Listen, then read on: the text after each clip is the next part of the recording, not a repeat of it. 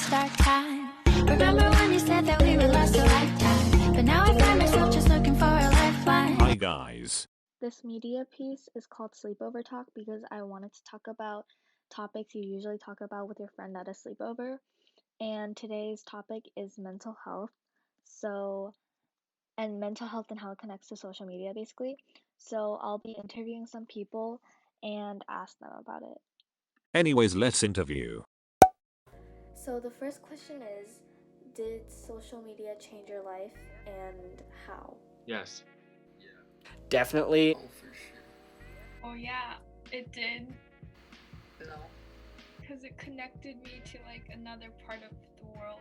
I do not post or anything. No. It made my life a bit funner. Just a bit.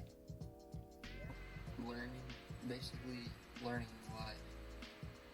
Easier way of learning life. It integrated itself into my daily habits. Like I wake up and I would check my social media, and whenever I hang out with friends, I think, oh, I should post something, or I should post on my story, or did I text that person back? Stuff like that. It made me funny and more informed. That's it.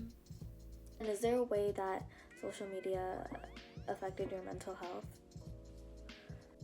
Yeah, social media did like change my life. It impacted me because the pros are like I can update myself with what's going on across the world, like political news or stuff like that. But then the cons are you get this like, you try to compare yourself with other people and you compare your likes on your posts and your followers. So I think that's kind of spreads negativity. Definitely, having a presence on social media just automatically is going to come with some anxiety because there's a feeling that you're being like watched all the time, especially me, because like during a developmental period in my childhood, that's when I started to blow up and everybody started to watch me, so I couldn't make any mistakes and I had to be perfect and I couldn't mess up, so there was some anxiety attached to that, so definitely. People go too far. Killing people, like wanting to kill people over voting. It's just really like the negativity that I would get from anything I do on there. It's just negative stuff that's not really necessary that I needed. I just saw, like, I kept seeing images. It just got me irritated, I could say. The way you think you're supposed to be because you see society, some shit like that.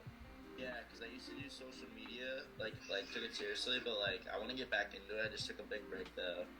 Because it fucked with my mental health, and I was really like focused on numbers when I should really just be focused on like the content I put out there and like what I'm posting, Like I used to be this person that loved school and everything, like I love studying everything, but then when social media came in the way, I stopped doing all of that, and then I got bad grades and everything, but now I'm back on track. So. Is there anything you learned from social media, and is there any advice you would like to give to people who didn't start social media yet? Just consistency is key. Like, people go in and out of the social media game all the time.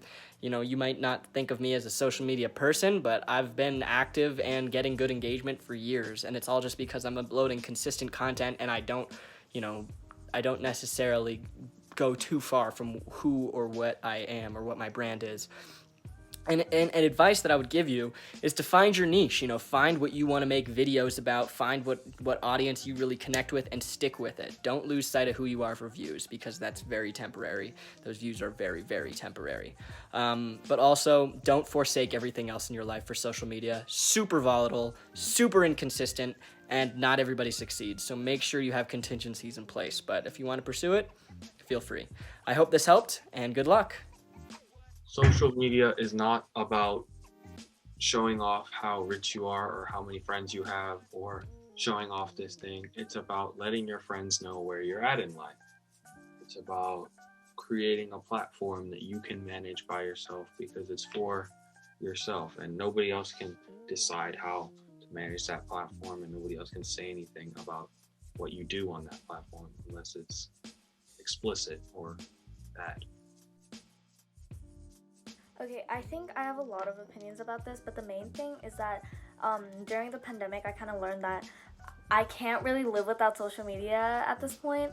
And if there's something that I learned from using social media, I think it's that you don't know what anyone's going through, so I don't think you should like compare your pain to their experience and compare your like looks into others, because everything could be faked, so you kind of have to be skeptical in order to believe in those things that everyone says.